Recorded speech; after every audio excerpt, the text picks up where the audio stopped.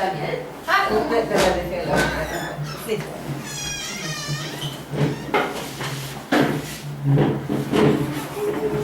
Estamos en la sesión 64 y la número 7 de Romanos. En 7 semanas hemos llegado solamente al verso 17, pero hoy procuraremos llegar hasta el verso 25 del capítulo 1. ¿Por qué nos detuvimos tanto en estos dos versos?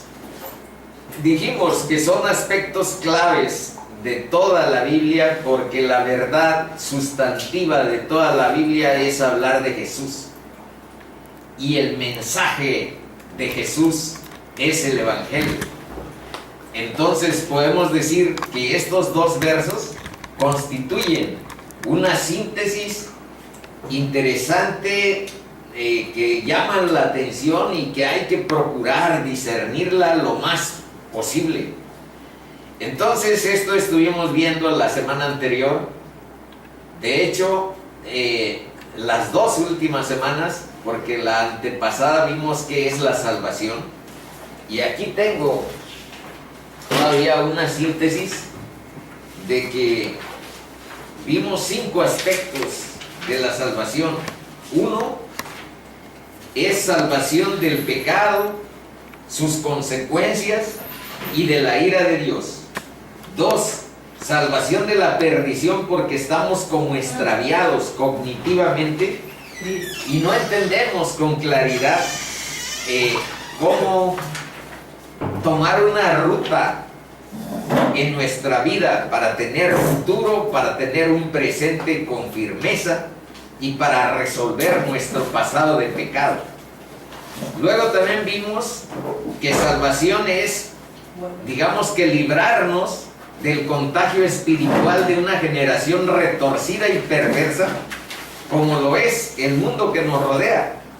Y en cuarto, vimos que puede ser salvación de una enfermedad física, como el que aquí habla puede dar testimonio al respecto, y vimos aspectos a donde se entrecruzan las cosas espirituales como prioritarias para Dios y las cosas físicas que según nosotros son más apremiantes, pero ahí Dios en su misericordia hace que nosotros, cuando estamos en un plan, en una actitud de arrepentimiento, tengamos las dos cosas: salvación espiritual y sanidad de nuestro cuerpo.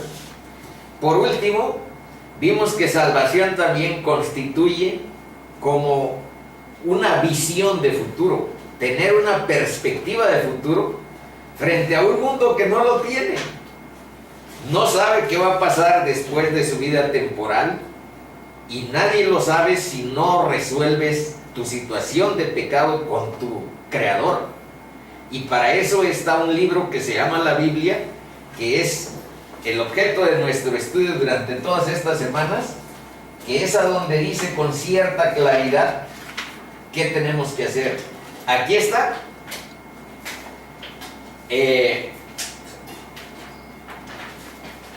Todo aquel que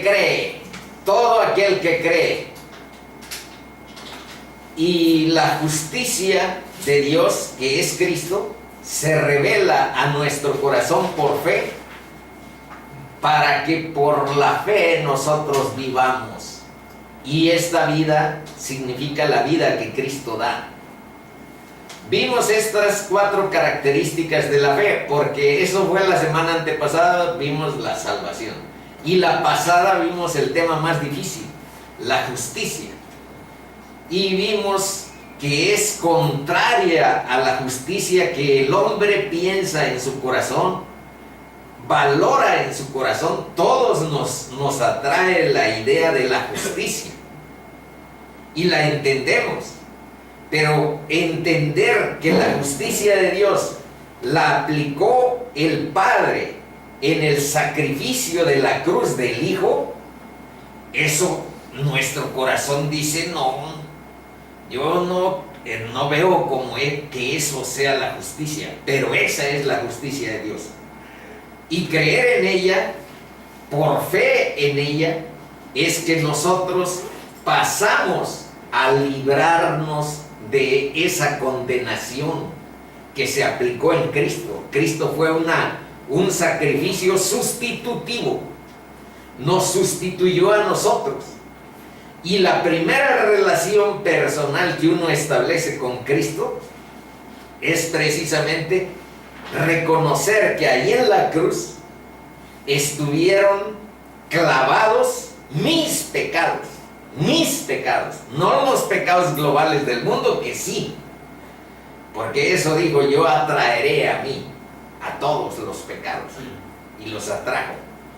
Pero la relación personal es: Señor, reconozco que ahí en tu cruz están mis pecados, que tú fuiste sacrificado injustamente por mis pecados.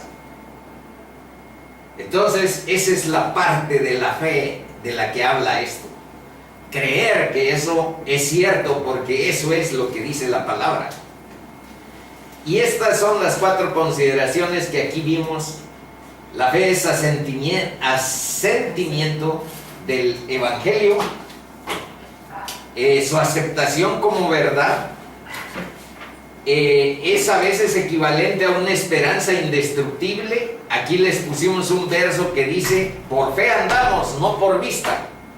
Y es como un parámetro, un estándar para autoevaluarnos si estamos o no en la vida de fe.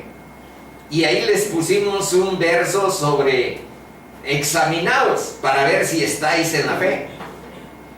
Y dice que si reconocemos que Cristo vive en nosotros, y si no, estamos como reprobados. Eso dice este parámetro para autoevaluarnos. Y por último, la fe es necesaria para buscar a Dios. Ese todavía repetía el verso. Aquí está, dice: pero sin fe es imposible agradar a Dios, porque es necesario que el que se acerca a Dios crea que le hay y que es galardonador de los que le buscan. Hebreos 11:6.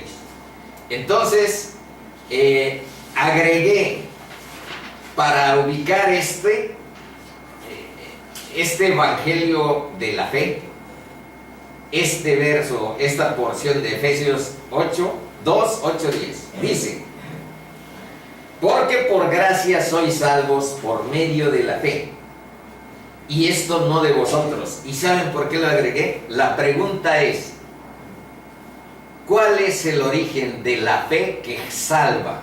¿Cuál es el origen de la fe que nos justifica delante de Dios?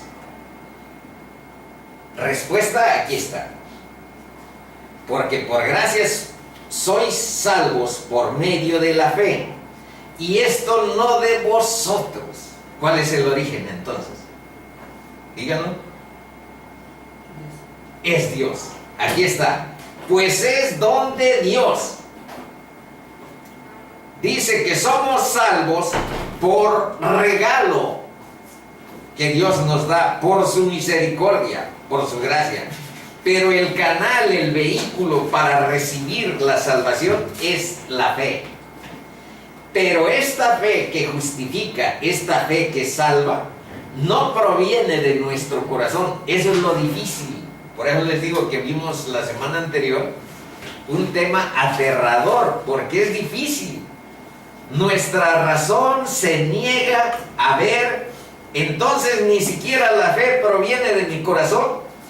Si yo me creía con una fe poderosa o algo por el estilo, pues la Escritura dice que no es de nosotros la fe que salva. No es de nosotros la fe que nos justifica delante de Dios, la que nos pone en la vida de Cristo, en la vida eterna. No proviene de nosotros. Es un don de Dios. Y ya lo otro ya no lo voy a leer, porque lo anduvimos remachando la semana anterior. Pero este sí. Fíjense que hay una diferencia entre la fe que justifica, la fe que salva, que quiere decir lo mismo, nada más son dos palabras sinónimas, pero bíblicamente se refieren a un mismo proceso, la salvación. Bueno, la fe que salva, la fe que justifica, no es lo mismo que la fe simple, la fe común. Pues ustedes tienen fe que no se van a caer de esa silla, por eso se sientan a sus anchas, porque saben, tienen fe que los va a aguantar. Entonces tenemos fe en que una taza de un sanitario va a resistir. Entonces esa fe es común, pero esa no es la fe de la que habla la Biblia, la que Dios nos da. Vean a dónde hay un pasaje. En Juan 2 dice: estando en Jerusalén en la fiesta de la Pascua, muchos creyeron en su nombre. Esos son los que le tuvieron fe a Cristo. Creyeron en su nombre. ¿Pero por qué creyeron? Ahí dice, viendo las señales que hacía. Venía ahí en el capítulo 2 de Juan, de haber estado en Canaán, en las bodas, y había convertido el agua en vino. Y hasta el maestresala estaba impresionado, porque en esa familia servían el vino más bueno al final. Y se supone que el vino más malo era el que quedaba al final, porque era el vino que había hecho Jesús, con las tinajas de agua que se llenaron. Entonces, viendo esas señales, muchos creyeron en su nombre. Pero ahora vean cuál es la actitud. Pero Jesús mismo no se fiaba de ellos, porque conocía a todos y no tenía necesidad de que nadie le diese testimonio del hombre, pues él sabía lo que había en el corazón de ellos. Aquí dice en el hombre. Por eso, repasen estas 4 consideraciones. Es aceptación total y confianza absoluta. Es el equivalente de una esperanza. Es fe en decir, es convicción de que algo es verdad. Esta es la fe que Dios nos da y es la fe que salva. Eso. Ahora vamos a ver los versos de este día. Son del 18 al 25. Primero los voy a leer en general y después nos vamos verso a verso analizando. Porque la ira de Dios, ese es el tema.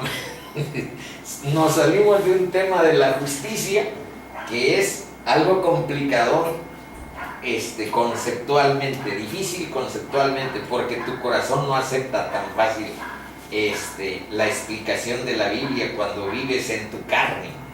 Pero debe uno visualizar las cosas tal como están escritas en la palabra, porque esa es nuestra guía, porque esa es la verdad que tiene que edificar nuestro ser, nuestro horizonte cognitivo, espiritual, moral, tiene que estar orientado por esa brújula que es la palabra de Dios.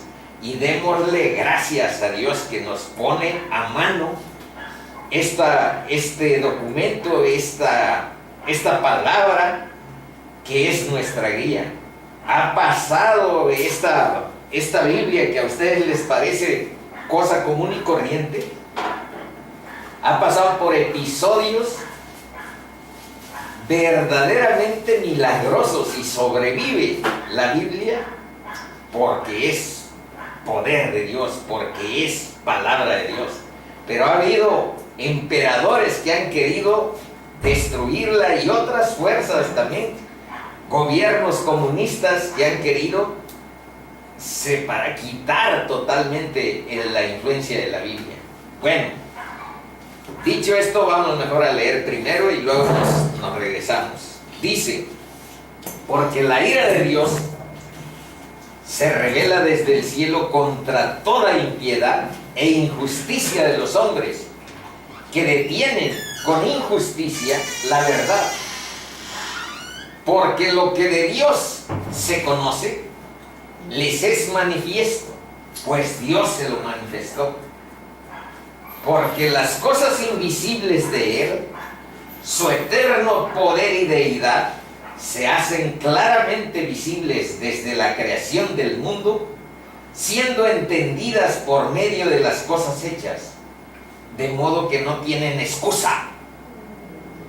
Pues habiendo conocido a Dios, no le glorificaron como a Dios ni le dieron gracias, sino que se envanecieron en sus razonamientos y su necio corazón fue entenebrecido.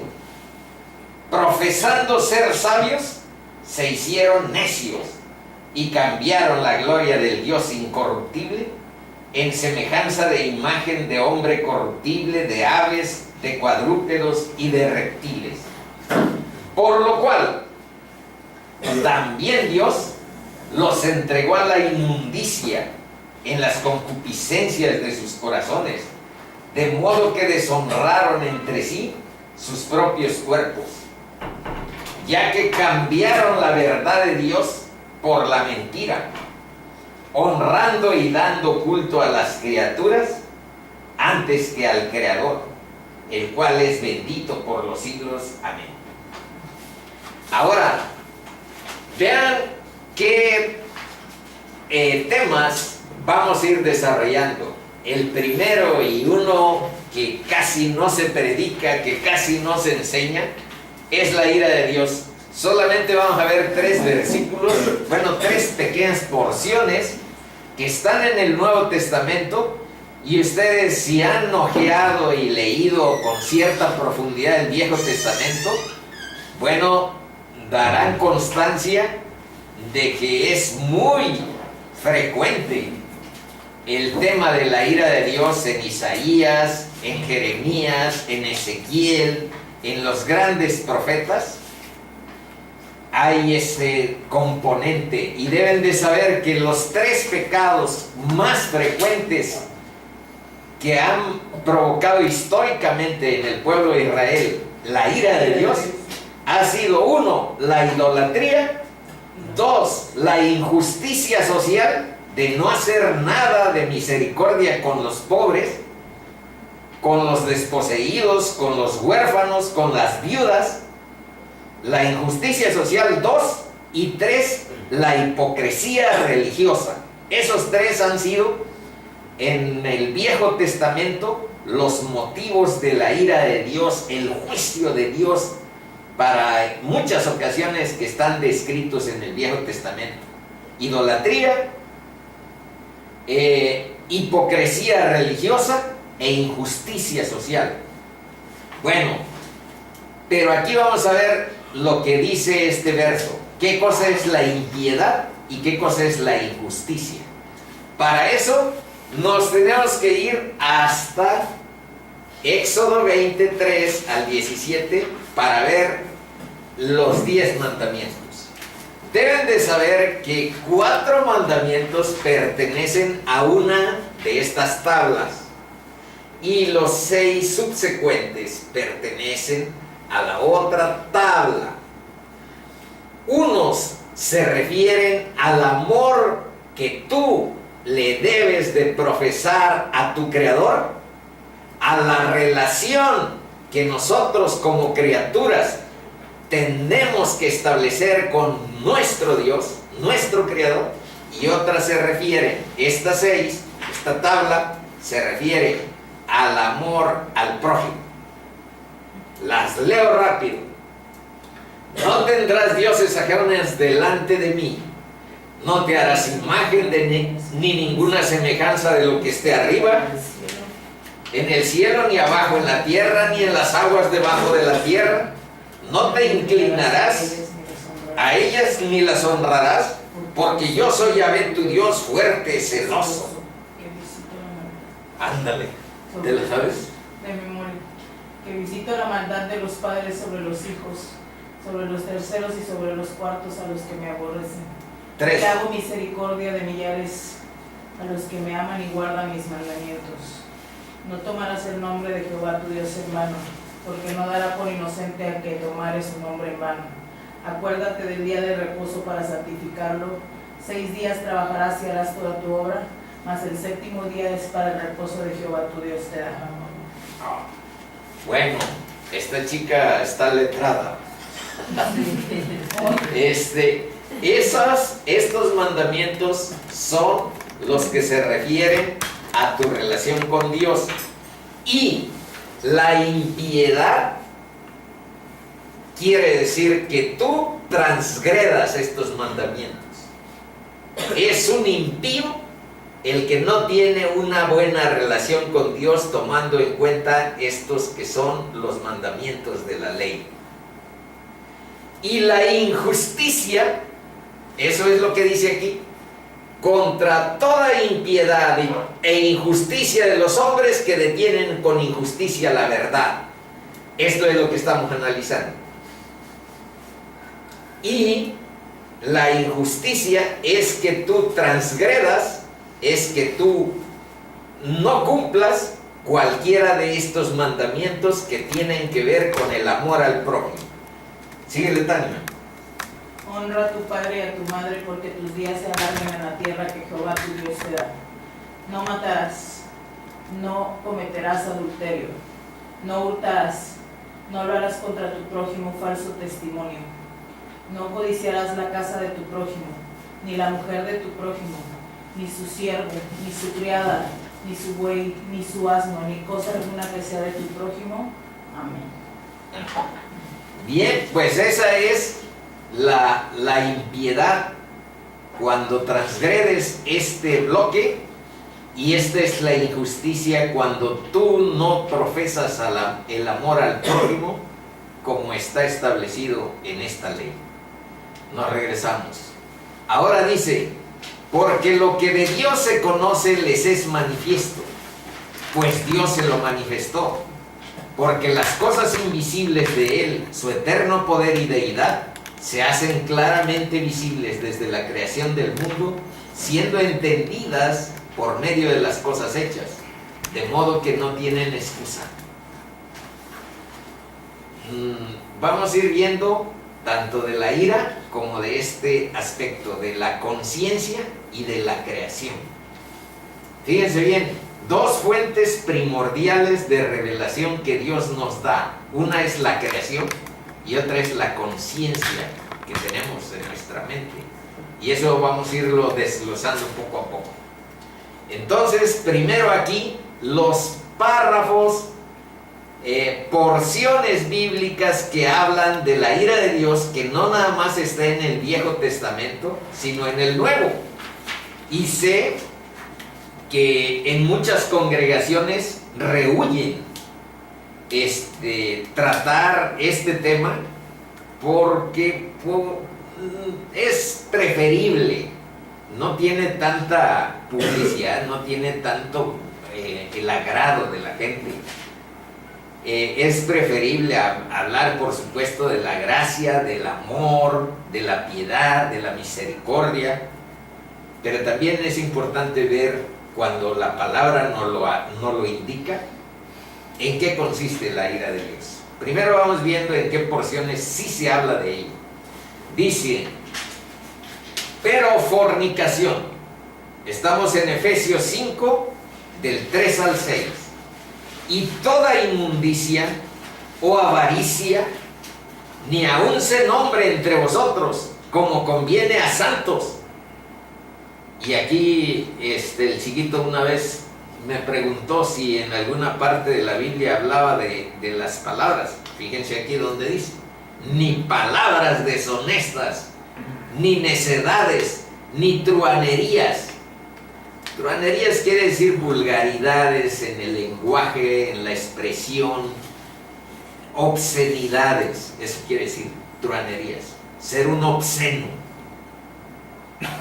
que no convienen, sino antes bien acciones de gracias. Y vean cómo va encuadrando el tema de la ira. Ya dijo ahí qué cosas pueden provocar la ira de Dios, pero vean cómo está articulado con lo que sigue. Porque sabéis esto, que ningún fornicario o inmundo o avaro que es idólatra tiene herencia en el reino de Cristo y de Dios. nadie os engañe con palabras vanas, porque por estas cosas viene, y aquí está, la ira de Dios sobre los hijos de desobediencia. Y deben de saber que los que estamos no regenerados, los que estamos fuera de la vida de Cristo, tienen tres consideraciones que en la Biblia se dice. Uno, hijos de desobediencia. Otro, hijos de ira. Y en otro, en el Evangelio de Juan, se habla de hijos del diablo. Así es que la regeneración nos da una naturaleza diferente, nos da una vida diferente. Seguimos. Otra porción que habla de la ira, esta ya la hemos leído con anterioridad, pero vale la pena volverla a leer. El que cree en el Hijo tiene vida eterna, pero el que rehúsa creer en el Hijo no verá la vida, sino que la ira de Dios, ahí otra vez se habla de la ira de Dios, está sobre él.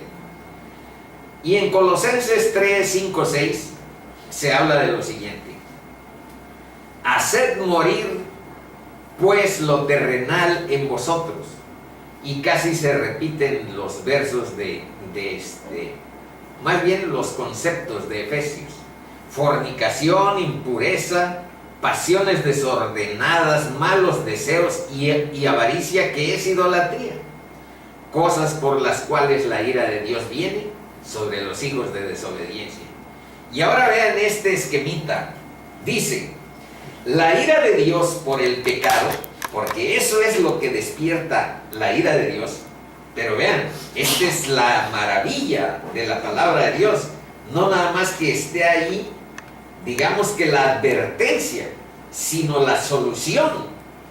Y veamos qué dice: la ira de Dios por el pecado queda definitivamente suspendida. O sea, no hay ira. En Romanos 8:1 dice: ninguna condenación hay para los que están en Cristo Jesús. Entonces no es que yo me lo invente, sino eso es lo que dice la palabra. La ira de Dios por el pecado queda suspendida para aquel que en un acto de fe se refugia en Cristo y se apropia de esa justicia que estuvimos viendo la semana anterior. Y abajo está el procedimiento de la obra sustitutoria del crucificado. Y vean ahora qué dice el esquema. La relación de Dios con los hombres se basa, fíjense en qué se basa: en su justicia, que vimos la semana pasada, y en su gracia. Su misericordia quiere decir su amor para con nosotros. Y también se basa en el ejercicio del perdón. ¿Y nosotros qué? Aquí está la parte que a nosotros Dios ha dispuesto que nosotros tengamos. El arrepentimiento genuino abre la puerta a la experiencia ¿de qué? A la experiencia de la restauración y del perdón. Tener una vida con el perdón de Dios. Esta es la magia de la palabra de Dios, que nos llena de esperanza, porque si bien se habla de ira, es como una advertencia necesaria a los impíos, a los injustos, a los que no buscamos a Dios. Y nos dice: hay solución, manito, está a mano. La solución llega a los pies de la cruz con una actitud de arrepentimiento. Cree en la justicia, reconoce a Jesús como tu Salvador y como tu Señor. Bueno, ahora las fuentes de las que hablábamos con anterioridad allá una es la creación y otra es la conciencia. Vamos a ver qué dice el Salmo 19 sobre cómo Dios nos revela, porque aquí dice que nosotros debemos de ver las cosas invisibles de Dios. Y hay dos situaciones que debiéramos de descubrir en las estrellas, en los árboles, en el mar, en las montañas, en la creación. ¿Y cuáles son esas dos cosas que dice Dios que podemos descubrir? Su eterno poder, su omnipotencia. Es increíble el poder de creación que debe tener, que tiene nuestro Creador. Nada más para que veas cómo funciona el mar. Que no se sale a la costera, o si se sale es por una tormenta, pero hay un límite que tiene las partes secas con determinadas características, que la luna está influyendo mareas, etc. Podemos así, viendo nada más algunas cosas, adivinar, bueno, descubrir, no adivinar, el poder, la omnipotencia de nuestro Creador y su deidad. Eso dice que las cosas invisibles de Él se hacen claramente visibles. Y estamos hablando de la creación y estamos hablando de la conciencia. ¿En qué dice el Salmo 19 de la creación? Vean, también es una cosa poética y teológica, las dos cosas. Dice: los cielos cuentan la gloria de Dios, y el firmamento anuncia la obra de sus manos. Un día emite palabra a otro día, y una noche a otra noche declara sabiduría. Los cielos cuentan la gloria de Dios, y el firmamento, esas estrellas, esas nebulosas, esas galaxias, anuncia la obra de sus manos. Y ahora vean la magia, dice: un día emite palabra a otro día. Es como si hoy jueves a las 12 de la noche le diera una estafeta con una palabra al día viernes. Dice: un día emite palabra a otro día, y una noche a otra noche declara sabiduría. Cuando reflexionas y analizas la belleza de este texto, te evitas esa rutina de ver que el día y la sucesión del jueves al viernes y del sábado al domingo y del viernes al sábado, etcétera, etcétera, pues es un asunto mecánico ahí que va sucediendo. Manitos, Dios es el que sustenta el día a día, y su misericordia es cada mañana nueva. No es la sucesión del día y la noche un asunto mecánico, vulgar y simple. Es el milagro de nuestro Dios que sustenta tu vida y la mía, y el de todas las cosas que nos rodean. No hay lenguaje ni palabra, dice, ni es oída su voz. Pero por toda, le agrego eso porque ahí queda mejor. Por toda la tierra salió su voz, y hasta el extremo del mundo sus palabras. Ahora vean sobre el sol, dice: en ellos, en esos extremos del mundo, en esos lugares donde corrió su voz, en ellos puso tabernáculo para el sol. Y por tabernáculo ya saben que es como una casa, entonces es como un recorrido, como a donde no te salgas de aquí. Y el sol, como esposo que sale de su tálamo, la palabra tálamo quiere decir lecho nupcial, se alegra cual gigante para correr el camino. De un extremo de los cielos es su salida, y su curso hasta el término de ellos, y nada hay que se esconda de su calor. Esa es la revelación de la creación que nos habla, y dice aquí los versos que estamos analizando, que nos deben de decir su omnipotencia de la creación y su deidad. Descubrir que atrás de eso no hay un fenómeno mecánico, sino la mano poderosa de un creador que anima la vida, que la llena de su gracia. Ahora vean lo que es la conciencia, manitos. Está de un libro de un sujeto que aquí está su nombre. La palabra conciencia se compone de dos, con y ciencia, que significa conocimiento. Entonces quiere decir con conocimiento.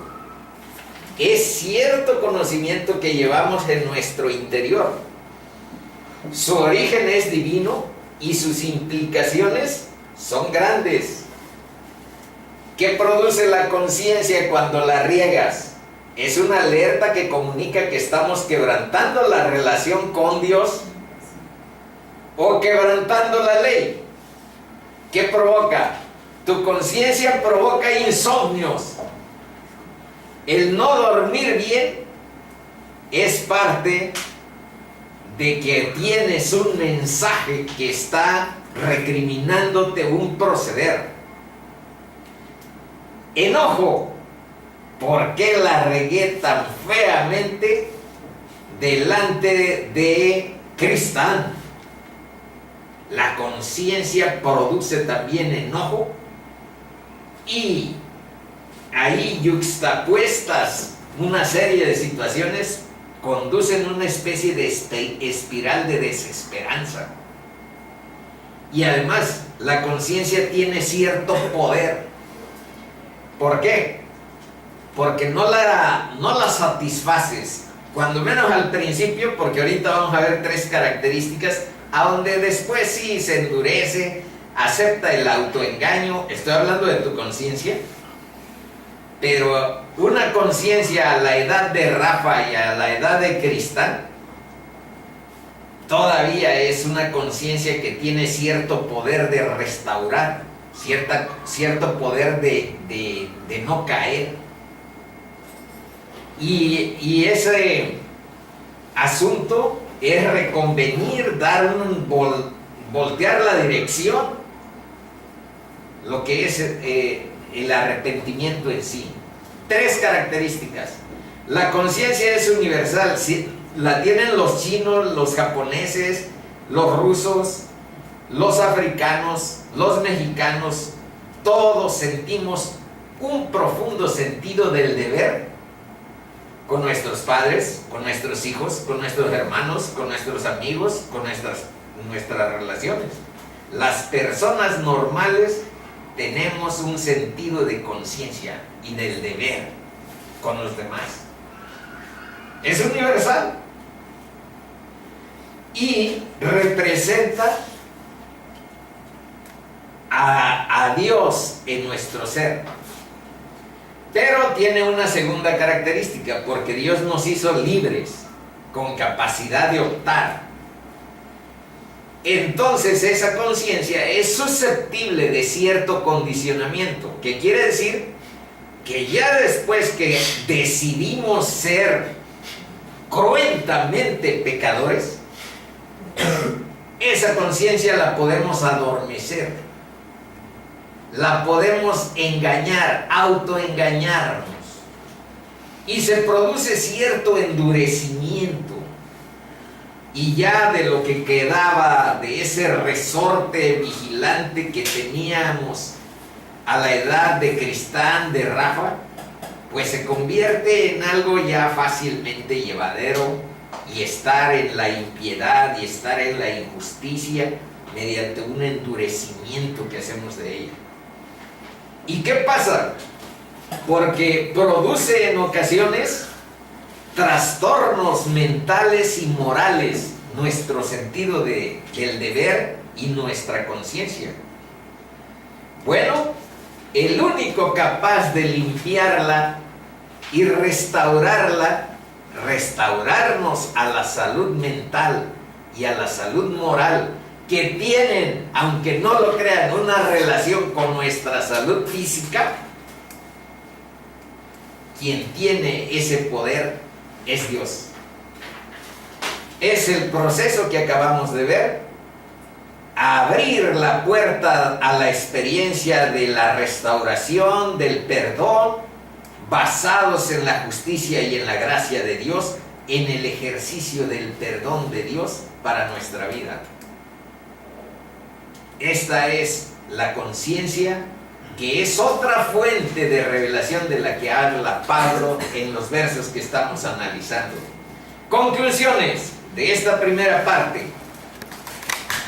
Dice: malditos si quebrantan las leyes de la arquitectura. No, primero de la agricultura. Si quebrantas las leyes de la agricultura, la cosecha fallará. Y aquí sí está la arquitectura. Si quebrantas las leyes de la arquitectura, el edificio o la casa colapsará. Si quebrantas las leyes de la salud, Rafa, se presentará la enfermedad. Esta semana tuvimos unos días con fiebre al chiquito, pero ya está fortachón y ya come más fuerte. La conclusión, hermanitos, la primera es que si quebrantamos las leyes de Dios, algo sucede en nuestra relación con Él. Algo sucede en lo que podemos cosechar de ira. Oye, Pero sí.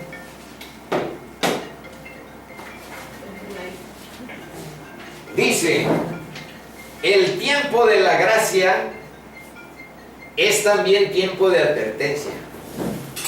¿Qué pasa cuando rechazamos el Evangelio de Dios y no rendimos nuestro ego? Nuestro ego es nuestro yo, nuestro ego es nuestro orgullo, nuestro ego es nuestro egoísmo, nuestro ego es nuestra vanidad. ¿Qué pasa cuando rechazamos el Evangelio y no rendimos nuestro ego a Cristo y no lo reconocemos como Salvador y Señor nuestro? Eso es lo que Pablo está aquí desarrollando. Y eso es lo que pretendemos ir aclarando. El hombre, en vez de mirar hacia Dios en un acto de confianza y entrega, se mira a sí mismo. Se enreda en vanas especulaciones y se cree sabio. Hace sus ideas, sus opiniones las lleva a la práctica y sus especulaciones también, en lugar de la voluntad de Dios, que es buena, que es agradable, que es perfecta, pero que eso es lo que a veces nos detiene porque nos falta fe, nos falta confianza en la voluntad de Dios. Y lo que el demonio hizo en Génesis 3 cuando le dijo a Eva, con que no los deja comer de los árboles, ahí lo que anda buscando el demonio siempre es desconectar el carácter de Dios, que es misericordioso, lleno de amor, lleno de gracia, desconectar ese carácter de Dios con los mandamientos y disociarlos. Entonces, para que tú veas, pues que la palabra es demasiado demandante, es demasiado compromiso, y tú dudas en tu carne de que la voluntad de un Dios que tiene un carácter, que es amor, que es misericordia y que es gracia, está la incredulidad. Y eso hace que las almas se pierdan. Y eso hace que las almas no acepten el Evangelio, se abracen a la misericordia de Dios, porque dudan del carácter de Dios y de lo que dice su palabra, que su voluntad es buena, es agradable y es perfecta. Y cuando no te parece y no te entra esa fe, porque Dios no te la ha dado, pues es cuando están siempre las incredulidades como trabas para abrazarnos a su gracia, para aceptar su verdad y para vivir en salvación. Bueno, dice que este sujeto que no cree basa sus principios en sus opiniones y en su gregarismo. ¿Qué quiere decir gregarismo? En nuestro ser gregario, en nuestro ser social. Es que los otros me dicen esto y entre todos estamos de acuerdo en que Dios no existe. Ese es su gregarismo. En lugar de las leyes de Dios, principios de sus propias opiniones. Vive en un universo del que Él es el centro. Él es Dios. En lugar del universo del que el centro es Dios. Y vean esta conclusión, la saqué de William Barclay. Cada vez que saco ideas de libros que ahora tengo referentes al libro de Romanos, al estudio de Romanos, pues les pongo esta señal para que vayan viendo que no se trata de hacer piratería en los comentarios, sino de hacerlo con cierta pertinencia o utilizando los recursos disponibles. Entonces, esta es una conclusión muy interesante de este autor.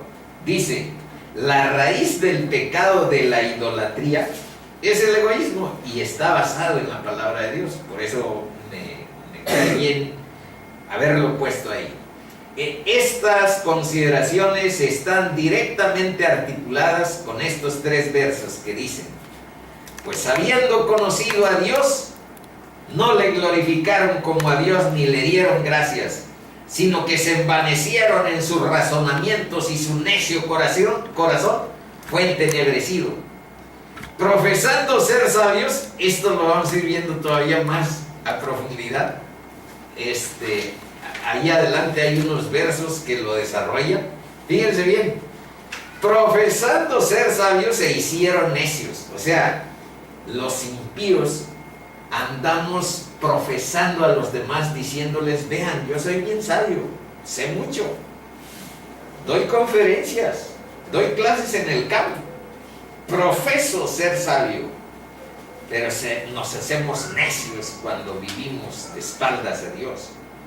Y cambiaron, dice, la gloria del Dios incorruptible en semejanza de imagen de hombre corruptible, de aves, de cuadrúpedos y de reptiles. El hombre pertenece a un sujeto que se llama Samuel Pérez Millos. Dice que el hombre no responde en consonancia con lo que Dios le comunica de sí mismo, tanto en la conciencia como en la creación. Claro que la revelación más importante es la palabra. Pero aquí estuvimos viendo, porque eso dice el texto de Pablo, 2 fuentes de revelación: la creación y la conciencia. Pero por supuesto, la más importante es la Biblia, la revelación de Dios. Pero agregada a la Biblia están estas 2 que estamos viendo. El hombre no responde en consonancia con lo que Dios le comunica de sí mismo. La gloria que le corresponde como creador solo a Él le es negada por la criatura. La gratitud que debiera expresarse delante de Él no le es dada. No solo le niegan el reconocimiento de que tú eres mi creador, de que tú tienes mi diseño, de que tú tienes la inteligencia de haberme creado como un ser maravilloso. Le niegan el reconocimiento. Pero no nada más eso, sino que le negamos también la gratitud. El necio pone a Dios al margen de su vida, alejándose de Él y negándole por alejarse de la luz, su corazón fue entenebrecido. Y veamos aquí dos versos. El primero es de Salmo 14, la primera porción que dice: dice el necio en su corazón, no hay Dios. Pero ahora vean lo relacionado con alejarse de Dios. Significa alejarte de la luz. Y alejarte de la luz significa que tu corazón queda en tinieblas. Tu foco de orientación queda en la oscuridad. No tienes brújula, no tienes timón a dónde dirigirte. Y vean lo que dice Jesús al respecto. Chicos, dejen la oscuridad. Yo soy la luz del mundo. El que me sigue no andará en tinieblas, sino que tendrá la luz de la vida. Abandonando la relación sobrenatural con Dios, no hallan en la superación del pasado firmeza, ni consistencia en el presente, ni esperanza para el futuro. ¿Por qué? Porque su corazón está entenebrecido. Y el corazón, desde el punto de vista bíblico, vean lo que significa bíblicamente el corazón. Es el poder motivador, las motivaciones más poderosas de nuestro ser están instaladas en el corazón. Es el núcleo de los sentimientos y es el motor generador de la voluntad. Así está considerado el corazón bíblicamente, por eso siempre se hace alusión a él